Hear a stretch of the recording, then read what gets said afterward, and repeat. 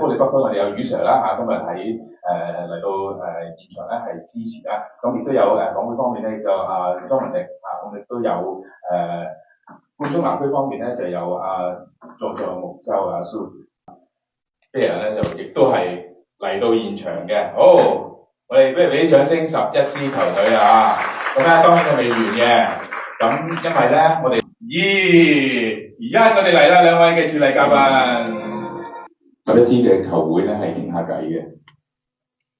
我相信今年我哋紫荊山係可以帶到啲衝擊嘅目標。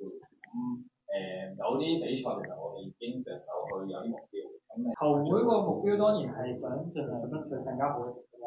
希望聯賽方面爭取更加高嘅排名啦。咁杯賽方面就希望可唔可以可以贏到冠軍。